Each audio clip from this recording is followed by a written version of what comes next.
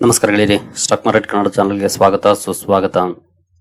ಗೆಳೆಯರಿ, ವಿಡಿಯೋದಲ್ಲಿ ಇವತ್ತಿನ ನಮ್ಮ ಮಾರ್ಕೆಟ್ ಪರ್ಫಾರ್ಮೆನ್ಸ್ ಜೊತೆಗೆ ಹಲವಾರು ಇಂಡಿವಿಜುವಲ್ ಸ್ಟಾಕ್ ಗಳಿಗೆ ಸಂಬಂಧಪಟ್ಟಂತ ಅಪ್ಡೇಟ್ ಗಳನ್ನ ತಿಳ್ಕೊಳ್ಳುವಂತ ಪ್ರಯತ್ನವನ್ನು ಮಾಡೋಣ. ಇವತ್ತು ಒಂದಷ್ಟು ಷೇರುಗಳಲ್ಲಿ ಡೌನ್ ಫಾಲ್ ನೋಡ್ಲಿಕ್ಕೆ ಸಿಕ್ಕಿದೆ, ಇನ್ನೊಂದಷ್ಟು ಷೇರುಗಳಲ್ಲಿ ಒಳ್ಳೆ ರ್ಯಾಲಿ ನೋಡ್ಲಿಕ್ಕೆ ಸಿಕ್ಕಿದೆ. ಅದರ ಹಿಂದಿನ ಕಾರಣಗಳನ್ನ ತಿಳ್ಕೊಳ್ಳೋಣ. ಜೊತೆಗೆ ಮಾರ್ನಿಂಗ್ ವಿಡಿಯೋದಲ್ಲಿ ಹಲವು ಅಪ್ಡೇಟ್ ಗಳನ್ನ ಕೊಟ್ಟಿದ್ದೆ, ಅವುಗಳ ಪರ್ಫಾರ್ಮೆನ್ಸ್ ಅನ್ನು ಅಬ್ಸರ್ವ್ ಮಾಡಿದ್ದೀರಿ ಅಂದ್ಕೊಳ್ತೀನಿ. ನೋಡೋಣ ಇವತ್ತು ಯಾವೆಲ್ಲ ಅಪ್ಡೇಟ್ ಗಳು ಬಂದಿದ್ದಾವೆ ತಿಳ್ಕೊಳ್ಳೋಣ. ಗೆಳೆಯರಿ, ಮೊದಲಿಗೆ ಡಿಸ್ಕ್ಲೇಮರ್ ಕೊಡ್ಲಿಕ್ಕೆ ಇಷ್ಟಪಡ್ತೀನಿ.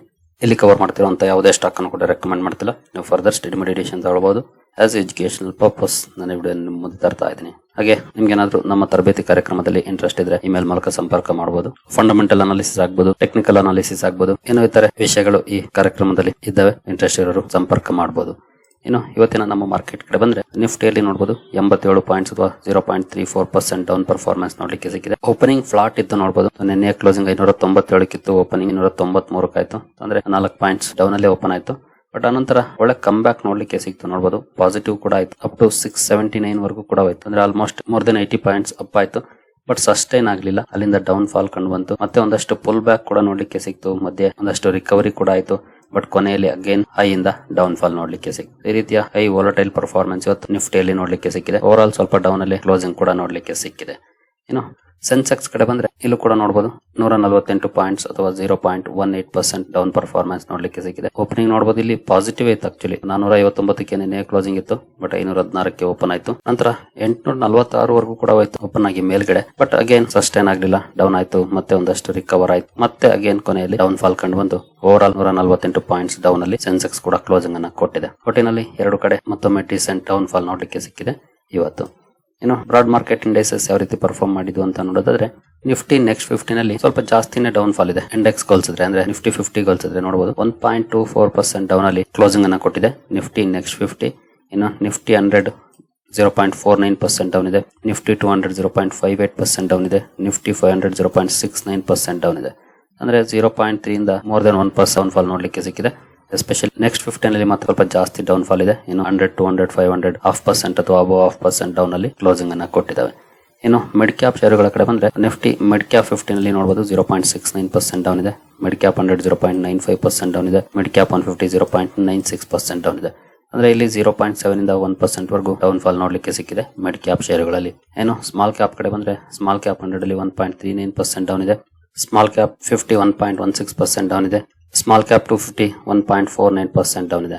ಅಂದ್ರೆ ಸ್ಮಾಲ್ ಕ್ಯಾಪ್ ಶೇರುಗಳಲ್ಲಿ ಸ್ವಲ್ಪ ಜಾಸ್ತಿನೇ ಡೌನ್ ಫಾಲ್ ಇದೆ. ಮೋರ್ ದನ್ 1% ಅಥವಾ ನಿಯರ್ಲಿ 1.5% ವರೆಗೂ ಕೂಡ ಡೌನ್ ಪರ್ಫಾರ್ಮೆನ್ಸ್ ಇವತ್ತು ಸ್ಮಾಲ್ ಕ್ಯಾಪ್ ಅಲ್ಲಿ ನೋಡ್ಲಿಕ್ಕೆ ಸಿಕ್ಕಿದೆ. ಅಂದ್ರೆ ಇವತ್ತು ಹೆಡ್ಲೈನ್ ಇಂಡೈಸಸ್ ಅಲ್ಲಿ ಅಂತ ದೊಡ್ಡ ಡೌನ್ ಫಾಲ್ ಇಲ್ಲ ಅಂದ್ರೂ ಕೂಡ ಮಿಡ್ ಕ್ಯಾಪ್ ಹಾಗೂ ಸ್ಮಾಲ್ ಕ್ಯಾಪ್ ಶೇರುಗಳಲ್ಲಿ ಸ್ವಲ್ಪ ಜಾಸ್ತಿನೇ ಡೌನ್ ಫಾಲ್ ಇದೆ. ಅದರಲ್ಲೂ ಸ್ಮಾಲ್ ಕ್ಯಾಪ್ ಶೇರುಗಳು ಇನ್ನೂ ಜಾಸ್ತಿ ಡೌನ್ ಅಲ್ಲಿ ಕ್ಲೋಸಿಂಗ್ ಅನ್ನ ಕೊಟ್ಟಿದೆ. ಮಾರ್ಕೆಟ್ ಪರ್ಫಾರ್ಮೆನ್ಸ್ ಸ್ಲೈಟ್ಲಿ ಡೌನ್ ಇದೆ. ಪೋರ್ಟ್ಫೋಲಿಯೋ ಪರ್ಫಾರ್ಮೆನ್ಸ್ ಅಂತೂ ಜಾಸ್ತಿನೇ ಡೌನ್ ಅಲ್ಲಿ ಇರುವಂತ ಪ್ರಾಬಬಿಲಿಟಿ ಇದೆ. ಎಸ್ಪೆಷಲಿ ಯಾರು ಸ್ಮಾಲ್ ಕ್ಯಾಪ್ ಹಾಗೂ ಮಿಡ್ ಕ್ಯಾಪ್ ಅಲ್ಲಿ ಜಾಸ್ತಿ ಇನ್ವೆಸ್ಟ್ಮೆಂಟ್ ಅನ್ನ ಮಾಡಿದಾರೋ ಅಂತವರ ಪೋರ್ಟ್ಫೋಲಿಯೋ ಖಂಡಿತ ಇವತ್ತು ಮೋರ್ ದೆನ್ 1% ಡೌನ್ ಪರ್ಫಾರ್ಮೆನ್ಸ್ ಅನ್ನು ಕೊಟ್ಟಿರುವಂತಹ ಪ್ರಾಬಬಿಲಿಟಿ ಜಾಸ್ತಿ ಇದೆ. ಇನ್ನು ಮೈಕ್ರೋ ಕ್ಯಾಪ್ ಕಡೆ ಬಂದ್ರೆ ಇಲ್ಲೂ ಕೂಡ 1.69% ಡೌನ್ ಪರ್ಫಾರ್ಮೆನ್ಸ್ ನೋಡ್ಲಿಕ್ಕೆ ಸಿಕ್ಕಿದೆ. Over all large cap, small cap, mid cap ಅಥವಾ ಮೈಕ್ರೋ ಕ್ಯಾಪ್ ಎಲ್ಲ ಕಡೆ ಡೌನ್ ಪರ್ಫಾರ್ಮೆನ್ಸ್ ಬಂದಿದೆ ಇವತ್ತು. ಇನ್ನು ಸೆಕ್ಟೋರಲ್ ಇಂಡೈಸಸ್ ಗಳು ಯಾವ ರೀತಿ ಪರ್ಫಾರ್ಮ್ ಮಾಡಿದ್ವು ಅಂತ ನೋಡೋದಾದ್ರೆ ನಿಫ್ಟಿ ಬ್ಯಾಂಕ್ ಅಲ್ಲಿ 0.47% ಡೌನ್ ಫಾಲ್ ಇದೆ. ಫೈನಾನ್ಷಿಯಲ್ ಸರ್ವಿಸಸ್ 0.6% ಡೌನ್ ಅಲ್ಲಿ ಕ್ಲೋಸಿಂಗ್ ಅನ್ನ ಕೊಟ್ಟಿದೆ. ಇನ್ನು ನಿಫ್ಟಿ ಆಟೋ ಫ್ಲಾಟಿಶ್ ಇದೆ ಅಥವಾ ಸ್ಲೈಟ್ಲಿ ಪಾಸಿಟಿವ್ ಅಲ್ಲಿ ಕ್ಲೋಸಿಂಗ್ ಅನ್ನ ಕೊಟ್ಟಿದೆ. 0.06% ಅಪ್ ಇದೆ.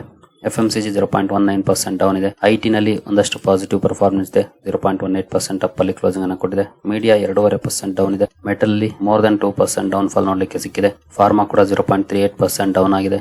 PSU ಬ್ಯಾಂಕ್ ಗಳಲ್ಲಿ 0.62% ಡೌನ್ ಇದೆ. ಪ್ರೈವೇಟ್ ಬ್ಯಾಂಕ್ 0.53% ಡೌನ್ ಆಗಿದೆ. ರಿಯಾಲಿಟಿ 1.5% ಡೌನ್ ಇದೆ. ಹೆಲ್ತ್ ಕೇರ್ 0.5% ಡೌನ್ ಇದೆ. ಕನ್ಸ್ಯೂಮರ್ ಡ್ಯೂರಬಲ್ಸ್ ಅಲ್ಲಿ ನೋಡಬಹುದು ನಿಯರ್ಲಿ 2% ಡೌನ್ ಫಾಲ್ ನೋಡ್ಲಿಕ್ಕೆ ಸಿಕ್ಕಿದೆ. ಆಯಿಲ್ ಅಂಡ್ ಗ್ಯಾಸ್ 0.2% ಡೌನ್ ಇದೆ. ಒಟ್ಟಿನಲ್ಲಿ ಇವತ್ತು ಕೂಡ ಮೆಜಾರಿಟಿ ಸೆಕ್ಟರ್ಸ್ ಡೌನ್ ಅಲ್ಲೇ ಕ್ಲೋಸಿಂಗ್ ಅನ್ನ ಕೊಟ್ಟಿದ್ದಾವೆ. ಇದರಲ್ಲಿ ಬೆಟರ್ ಅಂದ್ರೆ ಅದು ಆಟೋ ಹಾಗೂ ಐಟಿ ಅಂತ ಹೇಳ್ಬೋದು. ಇಲ್ಲಿ ಎರಡು ಕಡೆ ಸ್ವಲ್ಪ ಮಟ್ಟಿಗೆ ಪಾಸಿಟಿವ್ ಪರ್ಫಾರ್ಮೆನ್ಸ್ ಇದೆ. ಗ್ರೀನ್ ಅಲ್ಲಿ ಕ್ಲೋಸಿಂಗ್ ಕಂಡು ಬಂದಿದೆ, ಅದೇ ಪಾಸಿಟಿವ್ ಅಂತ ಹೇಳ್ಬೋದು. ಇನ್ನು ಸ್ವಲ್ಪ ಜಾಸ್ತಿ ನೆಗೆಟಿವ್ ಪರ್ಫಾರ್ಮೆನ್ಸ್ ಅಂತಂದ್ರೆ media 2.5%, metal 2%, reality 1.5%, consumer durable nearly 2%. ಇಲ್ಲೆಲ್ಲ ಸ್ವಲ್ಪ ಜಾಸ್ತಿನೇ ಡೌನ್ ಪರ್ಫಾರ್ಮೆನ್ಸ್ ನೋಡ್ಲಿಕ್ಕೆ ಸಿಕ್ತು ಇವತ್ತು. ಇನ್ನು ನಮ್ಮ ಮಾರ್ಕೆಟ್ ಅಲ್ಲಂತೂ ಈ ರೀತಿಯ ಡೌನ್ ಫಾಲ್ ಇದೆ. ಗ್ಲೋಬಲ್ ಮಾರ್ಕೆಟ್ಸ್ ಅಲ್ಲಿ ಏನಾದ್ರೂ ಪಾಸಿಟಿವ್ ಪರ್ಫಾರ್ಮೆನ್ಸ್ ಇದೆಯಾ ಅಂತ ಒಂದ್ಸಲ ಕಣ್ಣಾಡ್ಸೋದಾದ್ರೆ ಗ್ಲೋಬಲ್ ಮಾರ್ಕೆಟ್ ಗಳ ಕಡೆ ಬಂದ್ರೆ ಎಸ್ಪೆಷಲಿ ಯುರೋಪಿಯನ್ ಮಾರ್ಕೆಟ್ಸ್ ನೋಡಬಹುದು. ಕೆಲವು ಮಾರ್ಕೆಟ್ಸ್ ಚೆನ್ನಾಗಿ ಟ್ರೇಡ್ ಆಗ್ತಿದೆ ಯುರೋಪಿಯನ್ ಮಾರ್ಕೆಟ್ಸ್ ಅಲ್ಲಿ. ಇನ್ನು ಕೆಲವು ಮಾರ್ಕೆಟ್ಸ್ ಸ್ವಲ್ಪ ಡೌನ್ ಇದಾವೆ, ಬಟ್ ಜಾಸ್ತಿ ಡೌನ್ ಫಾಲ್ ಏನಿಲ್ಲ. ಬಿಲೋ 0.5% ಅಥವಾ ಬಿಲೋ 1% ಈ ರೀತಿ ಡೌನ್ ಫಾಲ್ ಇದಾವೆ. ಇನ್ನು ಏಷ್ಯನ್ ಮಾರ್ಕೆಟ್ ಗಳ ಕಡೆ ಬಂದ್ರೆ ಏಷ್ಯನ್ ಮಾರ್ಕೆಟ್ಸ್ ಅಲ್ಲಿ ನೋಡಬಹುದು ಪಾಸಿಟಿವ್ ಪರ್ಫಾರ್ಮೆನ್ಸ್ ಇದೆ, ಎಲ್ಲೂ ನೆಗೆಟಿವ್ ಏನಿಲ್ಲ. ಏಷ್ಯನ್ ಮಾರ್ಕೆಟ್ ಅಲ್ಲಿ ಎಸ್ಪೆಷಲಿ ತೈವಾನ್ ವೇಟೆಡ್ ಮಾತ್ರ ಸ್ವಲ್ಪ ಡೌನ್ ಅಲ್ಲಿ ಟ್ರೇಡ್ ಆಗ್ತಿದೆ ಬಿಟ್ರೆ ಇನ್ನು ಮೆಜಾರಿಟಿ ಅಲ್ಲ, ಆಲ್ಮೋಸ್ಟ್ ಎಲ್ಲ ಮಾರ್ಕೆಟ್ಸ್ ಕೂಡ ಪಾಸಿಟಿವ್ ಇದೆ ಏಷ್ಯಾದಲ್ಲಿ. ನಮ್ಮ ಮಾರ್ಕೆಟ್ ಮಾತ್ರ ಹಿಂದೆ ಉಳಿತಾ ಇದೆ ಪ್ರತಿದಿನ ಕೂಡ ಒಂದಲ್ಲ ಒಂದು ಕಾರಣಕ್ಕೆ. ಇನ್ನು ಯುರೋಪಿಯನ್ ಮಾರ್ಕೆಟ್ಸ್ ಅಲ್ಲಿ ಅಲ್ಲಲ್ಲಿ ಕೆಲವು ಮಾರ್ಕೆಟ್ಸ್ ನೆಗೆಟಿವ್ ಇದಾವೆ, ಕೆಲವು ಮಾರ್ಕೆಟ್ಸ್ ಪಾಸಿಟಿವ್ ಅಲ್ಲೇ ಟ್ರೇಡ್ ಆಗ್ತವೆ. ಬಟ್ ಯುರೋಪ್ ಅಲ್ಲಿ ಮೆಜಾರಿಟಿ ಮಾರ್ಕೆಟ್ಸ್ ರೆಡ್ ಅಲ್ಲೇ ಟ್ರೇಡ್ ಆಗ್ತಿವೆ, ಅದನ್ನ ನೋಡಬಹುದು. ಏಷ್ಯನ್ ಮಾರ್ಕೆಟ್ಸ್ ಚೆನ್ನಾಗಿ ಟ್ರೇಡ್ ಆದ್ರೂ ಕೂಡ ಯುರೋಪ್ ಅಲ್ಲಿ ಏನಂತ ಗ್ರೇಟ್ ಪರ್ಫಾರ್ಮೆನ್ಸ್ ಇಲ್ಲ, ಬಟ್ ಕೆಲವು ಮಾರ್ಕೆಟ್ಸ್ ಔಟ್ ಪರ್ಫಾರ್ಮ್ ಮಾಡ್ತಿದ್ದಾವೆ ಇವತ್ತು. ಅಂದ್ರೆ ಗ್ಲೋಬಲ್ ಕ್ಯೂಸ್ ಮಿಕ್ಸ್ಡ್ ಇದೆ. ಏಷ್ಯನ್ ಮಾರ್ಕೆಟ್ಸ್ ಪಾಸಿಟಿವ್ ಇದ್ರೆ ಯುರೋಪಿಯನ್ ಮಾರ್ಕೆಟ್ಸ್ ನೆಗೆಟಿವ್ ಅಲ್ಲಿ ಟ್ರೇಡ್ ಆಗ್ತಿದಾವೆ. ಮಿಕ್ಸ್ಡ್ ಇದೆ ಗ್ಲೋಬಲ್ ಕ್ಯೂಸ್ ಇವತ್ತು. ಇನ್ನು ಇಂಡಿವಿಜುವಲ್ ಸ್ಟಾಕ್ ಗಳ ಕಡೆ ನಾವು ಬರೆದರೆ ಡೆಲಿವರಿ ಇವತ್ತು ಭರ್ಜರಿ ಡೌನ್ ಫಾಲ್ ಅನ್ನ ಕಂಡಿದೆ. Nearly 10% down performance delivery stock ಅಲ್ಲಿ ನೋಡ್ಲಿಕ್ಕೆ ಸಿಕ್ಕಿದೆ. ಕಾರಣ ನಿನ್ನೆ ಕಂಪನಿಯ ರಿಸಲ್ಟ್ ಅನೌನ್ಸ್ ಆಗಿತ್ತು. ರಿಸಲ್ಟ್ ಲಾಸ್ ರಿಪೋರ್ಟ್ ಮಾಡಿದೆ. ನಾನು ಮಾರ್ನಿಂಗ್ ವಿಡಿಯೋದಲ್ಲಿ ಕವರ್ ಮಾಡಿದ್ದೆ ಅನ್ಕೊಳ್ತೀನಿ. ಮಾರ್ನಿಂಗ್ ಅಥವಾ ನಿನ್ನೆ ರಾತ್ರಿ ವಿಡಿಯೋದಲ್ಲಿ ಕವರ್ ಮಾಡಿದ್ದೆ. ನೆಟ್ ಲಾಸ್ ಅನ್ನ ರಿಪೋರ್ಟ್ ಮಾಡಿತ್ತು ಕಂಪನಿ 50 ಕೋಟಿ. ಇದಕ್ಕೆ ಕಾರಣಗಳನ್ನು ಕೂಡ ಈಗಾಗಲೇ ಕೊಟ್ಟಿದೆ. ಯಾಕೆಂತಂದ್ರೆ ಎಸ್ಪೆಷಲಿ GST ರ್ಯಾಷನಲೈಸೇಷನ್ ಅನೌನ್ಸ್ ಆಗಿದ್ರಿಂದ, ಜೊತೆಗೆ ಸೆಪ್ಟೆಂಬರ್ 22ರಿಂದ ಹೊಸ GST ಜಾರಿಗೆ ಬರುತ್ತೆ ಅಂತ ಅನೌನ್ಸ್ಮೆಂಟ್ ಬಂದಿದ್ರಿಂದ ಒಂದಷ್ಟು ಶಿಪ್ಮೆಂಟ್ಸ್ ಆಲ್ಟ್ ಆಗಿದೆ. ಯಾಕೆಂದ್ರೆ 22ನೇ ತಾರೀಕಿಂದ ಅಂದ್ರೆ ಸೆಪ್ಟೆಂಬರ್ 22ರಿಂದ ಹೊಸ GST ದರ ಜಾರಿಗೆ ಬರುತ್ತೆ ಅಂತ ಯಾರು ಪರ್ಚೇಸ್ ಮಾಡೋದಿಲ್ಲ, ಹೋಲ್ಡ್ ಮಾಡ್ತಾರೆ. 22ರ ನಂತರ ಪರ್ಚೇಸ್ ಮಾಡೋಣ ಅಂತ. ಹಾಗಾಗಿ ಆ ಕಾರಣದಿಂದ ಒಂದಷ್ಟು ಶಿಪ್ಮೆಂಟ್ಸ್ ಆಲ್ಟ್ ಆಗಿರೋದ್ರಿಂದ ವಾಲ್ಯೂಮ್ಸ್ ಕಡಿಮೆ ಆಗಿದೆ ಆ ತಿಂಗಳಲ್ಲಿ. ಹಾಗಾಗಿ ಕಂಪನಿಗೆ ಒಂದಷ್ಟು ಬಿಸ್ನೆಸ್ ಆಗಿಲ್ಲ, ನಷ್ಟ ಆಗಿದೆ. ಈ ಬಗ್ಗೆ ಕಂಪನಿ ಅಪ್ಡೇಟ್ ಅನ್ನ ಕೊಟ್ಟಿದೆ, ಅದು ರಿಯಾಲಿಟಿ ಕೂಡ. ಹಾಗಾಗಿ ಮುಂದಿನ ಕ್ವಾರ್ಟರ್ ಅಲ್ಲಿ ಇಂಪ್ರೂವ್ ಆಗ್ಬೋದು ಅನ್ನುವಂತ ಎಕ್ಸ್ಪೆಕ್ಟೇಷನ್ಸ್ ಕೂಡ ಇದೆ. ಹಲವು ಬ್ರೋಕರೇಜಸ್ ಇದಕ್ಕೆ ಸಂಬಂಧಪಟ್ಟಂತೆ ರಿಪೋರ್ಟ್ ಗಳನ್ನು ಕೂಡ ಕೊಟ್ಟಿದ್ದಾರೆ, ನೋಡಬಹುದು. JM ಫೈನಾನ್ಷಿಯಲ್ಸ್ ಅವರು ಡೌನ್ ಗ್ರೇಡ್ ಮಾಡಿದ್ದಾರೆ, ಬಟ್ ಸ್ಟಾಕ್ ಟು ಆಡ್ ಮಾಡೋದಕ್ಕೆ ರೇಟಿಂಗ್ ಅನ್ನ ಕೊಟ್ಟಿದ್ದಾರೆ ಆಫ್ಟರ್ ಡೌನ್ ಫಾಲ್. ಅದು ಅವ್ರ ಇಷ್ಟ, ಅವ್ರು ಏನ್ ಬೇಕಾದ್ರೂ ಕೊಡಬಹುದು. ಬಟ್ ಆಸ್ ಎ ಇನ್ವೆಸ್ಟರ್ಸ್ ನಾವು ನಮ್ಗೆ ಏನನ್ಸುತ್ತೆ ಅದ್ರ ಮೇಲೆ ಡಿಸಿಷನ್ ತಗೊಳ್ಬೇಕು. ನನ್ನ ಪೋರ್ಟ್ಫೋಲಿಯೋದಲ್ಲೂ ಕೂಡ ಇದೆ ರೀಸೆಂಟ್ ಆಗಿ ಆಡ್ ಮಾಡಿದ್ದು. ಈ ರೀತಿಯ ಪರ್ಫಾರ್ಮೆನ್ಸ್ ಗಳಿಗೆ ನಾವು ಪಾನಿಕ್ ಆಗಕ್ ಹೋಗಲ್ಲ, ಯಾಕೆಂದ್ರೆ ಕಾರಣ ಕೂಡ ನಮ್ ಕಣ್ಣೆದುರುಗಡೆ ಇದೆ. ನೋಡೋಣ ಕಮ್ ಬ್ಯಾಕ್ ಮಾಡುತ್ತಾ, ಮಾಡಿದ್ರೆ ಯಾವಾಗ ಕಮ್ ಬ್ಯಾಕ್ ಮಾಡುತ್ತೆ ಎಲ್ಲವನ್ನು ಕೂಡ. ನಂತರ ಏತರ್ ಎನರ್ಜಿನಲ್ಲೂ ಕೂಡ ನಿಯರ್ಲಿ 5% ಡೌನ್ ಫಾಲ್ ಕಂಡು ಬಂದಿದೆ. ಇದಕ್ಕೆ ಪ್ರಮುಖ ಕಾರಣ ಅಂತಂದ್ರೆ ಕಂಪನಿಯಲ್ಲಿ ಬಲ್ಕ್ ಡೀಲ್ ಆಗಿದೆ. ಸುಮಾರು 856 ಕೋಟಿ ಮೊತ್ತದ ಷೇರುಗಳು ವಹಿವಾಟ್ ಆಗಿದೆ ಇವತ್ತು, ಅಂದ್ರೆ ಕೈ ಬದಲಾಗಿದೆ. ಹಾಗಾಗಿ ಸ್ಟಾಕ್ ಅಲ್ಲಿ ಒಂದಷ್ಟು ನೆಗೆಟಿವ್ ಪರ್ಫಾರ್ಮೆನ್ಸ್ ಕೂಡ ನೋಡ್ಲಿಕ್ಕೆ ಸಿಕ್ಕಿದೆ ಇವತ್ತು ಏತರ್ ಎನರ್ಜಿ ಲಿಮಿಟೆಡ್ ಅಲ್ಲಿ. ನಂತರ ಏಂಜಲ್ ಒನ್ ಕೂಡ ಫೋಕಸ್ ಅಲ್ಲಿತ್ತು, ಸ್ವಲ್ಪ ಡೌನ್ ಫಾಲ್ ಕೂಡ ನೋಡ್ಲಿಕ್ಕೆ ಸಿಕ್ಕಿದೆ. ಕಂಪನಿ ಅಕ್ಟೋಬರ್ ಮಂತ್ ಅಪ್ಡೇಟ್ಸ್ ಅನ್ನ ಕೊಟ್ಟಿದೆ. Actually month on month slightly improve ಆಗಿದೆ. ಕ್ಲೈಂಟ್ ಅಕ್ವಿಸಿಷನ್ ಆಗ್ಬೋದು, ಕ್ಲೈಂಟ್ ಬೇಸ್ ಆಗ್ಬೋದು, ವಾಲ್ಯೂಮ್ಸ್ ಆಗ್ಬೋದು, ಅಥವಾ ಅವರೇಜ್ ಡೈಲಿ ಆರ್ಡರ್ಸ್ ಆಗ್ಬೋದು, ಇಲ್ಲೆಲ್ಲ month on month slightly improve ಆಗಿದೆ. ಬಟ್ ಇಯರ್ಲಿ ಡೌನ್ ಫಾಲ್ ಇದೆ. ಲಾಸ್ಟ್ ಇಯರ್ ಹೋಲಿಸಿದ್ರೆ ಡೌನ್ ಪರ್ಫಾರ್ಮೆನ್ಸ್ ಇದೆ. ಈ ರೀತಿಯ ಮಂತ್ಲಿ ಅಪ್ಡೇಟ್ಸ್ ಅನ್ನ ಕಂಪನಿ ರಿಲೀಸ್ ಮಾಡಿತ್ತು. ಈ ಕಾರಣದಿಂದ ಫೋಕಸ್ ಅಲ್ಲಿ ಸ್ಟಾಕ್ ಅಲ್ಲಿ ಡೌನ್ ಪರ್ಫಾರ್ಮೆನ್ಸ್ ಇವತ್ತು ನೋಡ್ಲಿಕ್ಕೆ ಸಿಕ್ಕಿದೆ. ನಂತರ ಗ್ರಾಸಿಮ್ ಇಂಡಸ್ಟ್ರೀಸ್ ಫೋಕಸ್ ಅಲ್ಲಿತ್ತು. ಮಾರ್ನಿಂಗ್ ವಿಡಿಯೋದಲ್ಲಿ ಇದ್ರ ಬಗ್ಗೆ ಅಪ್ಡೇಟ್ ಅನ್ನ ಕೊಟ್ಟಿದ್ದೆ. ಕಂಪನಿಯ ಬಿರ್ಲಾ ಓಪೋ CEO ರಕ್ಷಿತ್ ಅಗರ್ವೆ ಅವರು ರಿಸೈನ್ ಮಾಡಿದ್ದಾರೆ.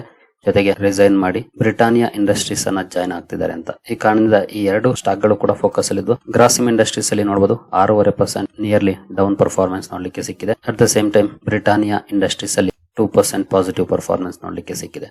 ಅಂದ್ರೆ ಕಂಪನಿಯ ಈ ಅಪಾಯಿಂಟ್ಮೆಂಟ್ ಏನಿತ್ತು ಅದಕ್ಕೆ ಮಾರ್ಕೆಟ್ ಅಪ್ರಿಶಿಯೇಟ್ ಮಾಡಿದೆ. At the same time Grasim industries ಅಲ್ಲಿ ನೆಗೆಟಿವ್ ಪರ್ಫಾರ್ಮೆನ್ಸ್ ಅನ್ನು ಕೊಟ್ಟಿದೆ ಮಾರ್ಕೆಟ್. ಅಂದ್ರೆ CEO ಬಿಟ್ಟದ್ದು ಮಾರ್ಕೆಟ್ಗೆ ಇಷ್ಟ ಆಗಿಲ್ಲ. ಇದನ್ನ ಜಾಯ್ನ್ ಆಗ್ತಿರೋದು ಈ ಸ್ಟಾಕ್ ಗೆ ಪಾಸಿಟಿವಿಟಿಯನ್ನ ತಂದಿದೆ. ಇವತ್ತು ಒಂದಷ್ಟು ಪಾಸಿಟಿವ್ ಪರ್ಫಾರ್ಮೆನ್ಸ್ ಕೂಡ ನೋಡ್ಲಿಕ್ಕೆ ಸಿಕ್ಕಿದೆ ಬ್ರಿಟಾನಿಯಾ ಇಂಡಸ್ಟ್ರೀಸ್ ಅಲ್ಲಿ.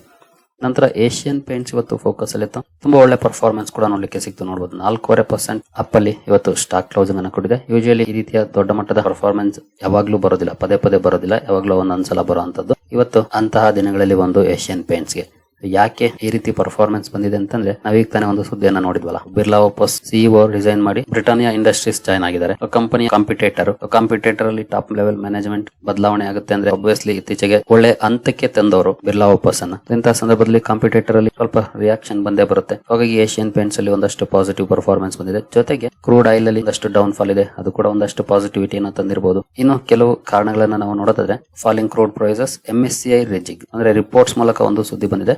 MSCI ಸ್ಟ್ಯಾಂಡರ್ಡ್ ಇಂಡೆಕ್ಸ್ ಅಲ್ಲಿ ಕಂಪನಿಯ ವೆಯ್ಟೇಜ್ ಜಾಸ್ತಿ ಆಗ್ಬೋದು ಅಂತ. ಈಗಾಗಲೇ ಸ್ಟ್ಯಾಂಡರ್ಡ್ ಇಂಡೆಕ್ಸ್ ಅಲ್ಲಿ ಸ್ಟಾಕ್ ಇದೆ, ಅದರಲ್ಲಿ ವೆಯ್ಟೇಜ್ ಜಾಸ್ತಿ ಆಗ್ಬೋದು ಅಂತ ರಿಪೋರ್ಟ್ ಮೂಲಕ ಸುದ್ದಿ ಬಂದಿದೆ. ಇದು ಕೂಡ ಒಂದಷ್ಟು ಪಾಸಿಟಿವಿಟಿಯನ್ನ ಇವತ್ತು ತಂದಿರಬಹುದು. ಯಾಕೆಂದ್ರೆ ವೆಯ್ಟೇಜ್ ಜಾಸ್ತಿ ಆದ್ರೆ ಇನ್ಫ್ಲೋ ಬರುವಂತ ಚಾನ್ಸಸ್ ಜಾಸ್ತಿ ಇರುತ್ತೆ. ಹಾಗಾಗಿ ಈ 3 ಕಾರಣಗಳಿಗೆ ಏಷ್ಯನ್ ಪೇಂಟ್ಸ್ ಅಲ್ಲಿ ಇವತ್ತು ಒಳ್ಳೆ ರಿಯಾಕ್ಷನ್ ಕೂಡ ನೋಡ್ಲಿಕ್ಕೆ ಸಿಕ್ಕಿದೆ. ನೋಡೋಣ ಮುಂದುವರೆದು ಪರ್ಫಾರ್ಮೆನ್ಸ್ ಹೇಗೆ ಬರುತ್ತೆ ಅಂತ. ಹಾಗೆ ಲಾಸ್ಟ್ 5 years ಇಂದ ಖಂಡಿತ ಒಳ್ಳೆ ಪರ್ಫಾರ್ಮೆನ್ಸ್ ಅಂತೂ ಇಲ್ಲ. 17-18% ರಿಟರ್ನ್ಸ್ ಅನ್ನ ಕೊಟ್ಟಿದೆ ಒಂದು large cap company last 5 years ಅಲ್ಲಿ. ತುಂಬಾನೇ ಅಂಡರ್ ಪರ್ಫಾರ್ಮೆನ್ಸ್ ಅನ್ನ ಮಾಡಿದೆ.